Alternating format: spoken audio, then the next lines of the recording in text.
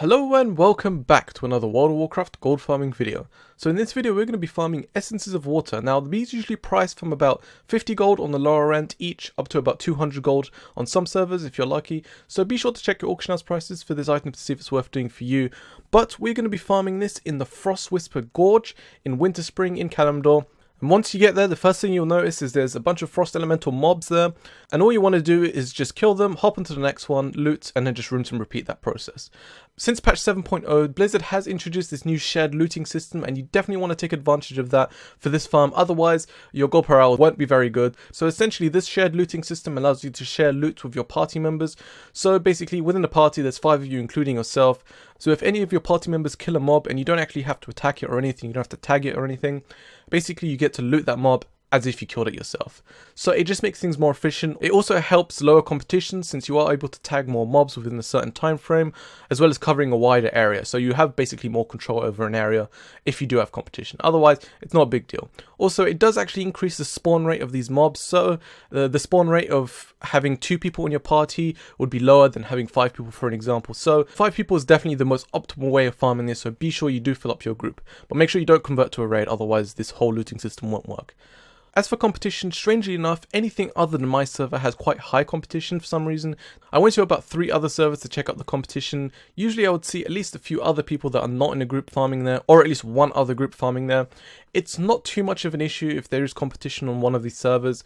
It's not a big deal as you can just focus on one specific area of the farm. I usually segregate the farm into 3 pieces. There's like an eastern side, there's like a middle side, and there's a sort of like a northern side. And basically you can have essentially 3 groups farming here. Of course it won't be as efficient as just one group covering the whole area, however it's not that bad. Plus you won't have to travel as much if you focus on one specific area. But of course if you're going to be focusing on one area, you do want a full party just to increase the spawn rate of these mobs. But other than that, the server I was farming on, so essentially my server, there was no competition at all. I saw a few quests here and there, but they usually leave after a minute or 2. Finding groups for this farm is very easy. Just either go to trade chat, look for people there, but I just find using the World of Warcraft's pre-made group finder tool much simpler. Just go on the group finder tool and then go on the custom tab and just type in farm or essence farm or water farm. You usually find one. If you don't find one, you can just make one yourself, or if there's too much competition on other servers and not on your server, I do recommend just making your own group. But be sure to leave auto join disabled, as you will get a bunch of randoms just joining your group and just constantly leaving, and that can get annoying. So keep that disabled. So it did actually take me about half an hour to find a full group. Within 5 minutes I got one guy, and then a few minutes later I got another guy, etc. So it might take you a while to find a group. However, you can just farm in the meantime, and once your group is started up, it's much more appealing for other people to join a group that has 3 or 4 players as opposed to a group that has 1 or 2 players. So definitely be patient while looking for people. So as for the gold breakdown, I farmed this spot for an hour straight with a group of 5 people. So within that hour I was able to obtain 46 essences of water, and those sold for about 112 gold each for a total of 5,152 gold. So I would say 112 gold each per essence of water is probably about the average. It's not too good, but it's not too bad, of course. I probably wouldn't do this farm if they were selling for 50 gold each.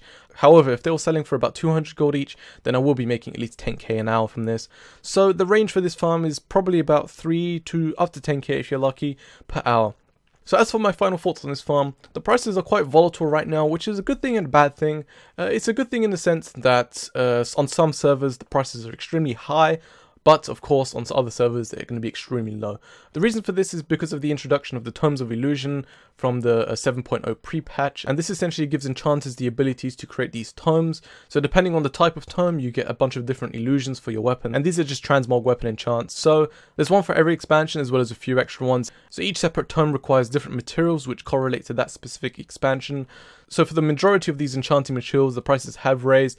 However, I do expect it to stabilize within the next few weeks to 1 or 2 months, as once you have one of these Tomes of Illusions, they're account wide and you basically never have to get them again. So the price will decrease and stabilize as time goes on. So I highly recommend doing this farm now if the essences of water sell decently on your server. But I guess that's the end of this video, guys. Like and favorite if you enjoyed, and subscribe if you want to see more gold guides like this from me in the future. Until next time, guys, bye!